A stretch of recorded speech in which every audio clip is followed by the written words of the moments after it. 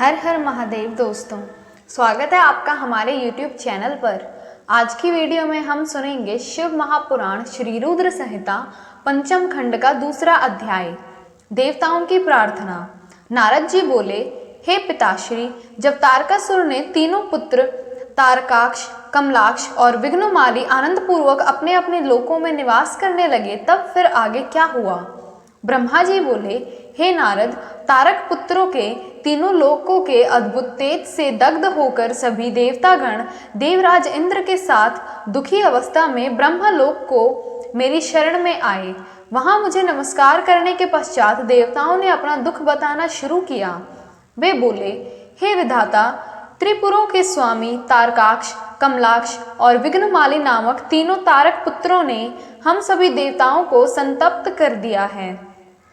भगवान, अपनी रक्षा के लिए हम सभी आपकी शरण में आए हैं। प्रभु, आप हमें उनके वध का कोई उपाय बताइए, ताकि हम अपने दुखों को दूर करके पुनः पहले की भांति अपने लोक में सुख से रह सकें।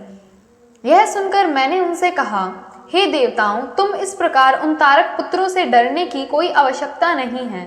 तुम्हारी इच्छा के अनुसार मैं तुम्हें उनके वध का उपाय बताता हूँ। उन तीनों ही असुरों को मैंने वरदान प्रदान किया है, अतः मैं उनका वध नहीं कर सकता। इसलिए तुम सब भगवान शिव की शरण में जाओ, वे ही तुम्हारी इस दुख की घड़ी में सहायता करेंगे। तुम उनके पास जाकर उन्हें प्रसन्न करो। मुझ ब्रह्मा के ये वचन सुनकर सभी देवता अपने स्वामी देवराज इंद्र के नेतृत्व में भगवान शिव के पास कैलाश पर्वत पर पहुंचे।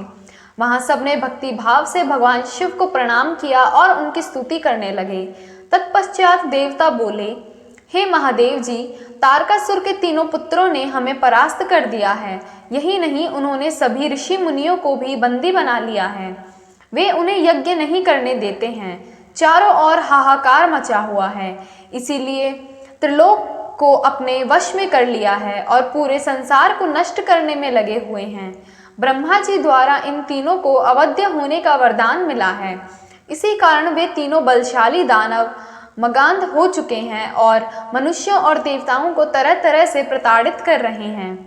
हे भक्तवत्सल, हे करुणा निधान, हम सब देवता परेशान होकर आपकी शरण में इस आशा के साथ आए हैं कि आप हम सबकी उन तीनों असुरों से रक्षा करेंगे तथा इस पृथ्वी और स्वर्ग को उनके आतंकों से मुक्ति दिलाएंगे।